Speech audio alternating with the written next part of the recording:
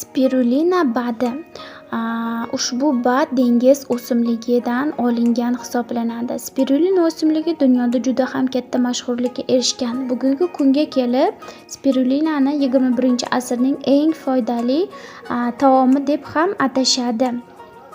Bu mo'jizaviy o'simlikning foydali tomonlari haqida bilib olamiz. Organizm uchun mikroelementlarga boy bu o'simlik Yerda 3,5 milliard yil avval paydo bo'lgan ekan. Uning bizga foydasi nimada? Spirulina tarkibida 200 xil vitaminlar, minerallar, 22 xil aminokislotalar bor. Juda katta miqdorda temir moddasi, C vitamini, D vitamini, E vitamini, K vitamini, biotin ya'ni H vitaminlari bor.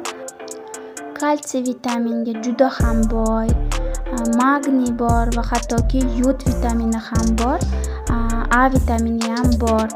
B vitaminining hammasi tarkib topgan ushbu spirulina badi tarkibida Mendeleyev jadvaldagi barcha makroelementlar bor desak ham bo'ladi. Spirulina mo'jizaviy o'simlik. Uning 1 gram kukuni 1 kilogram sabzavotga teng. Uning 70%ni oqsil tashkil etadi. Spirulina antioksidantlarni rivojlantiradi. Antioksidantlardan rak kasalliklarini rivojlanishini oldini oladi va DNKni himoya qiladi. Terini yoshartirib beradi.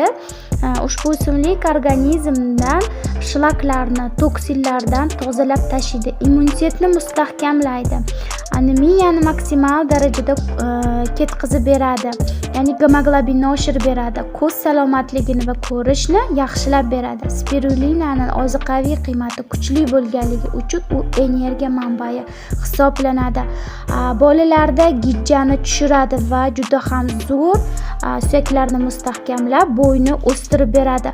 Oshqozon va ichaklarni ishlash jarayonini yaxshilab, oshqozon-ichak gastritini tuzatib berishga, davolab berishga yordam beradi. Spirulinani davomiy iste'mol qilsangiz ham bo'ladi.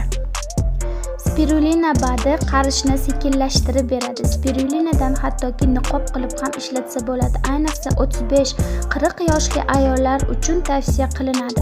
Spirulina yurak xurujlarini oldini oladi, yurakni mustahkamlab beradi. Turli o'simtalarni va ko'plab har qanday saratonni oldini olishga yordam beradi.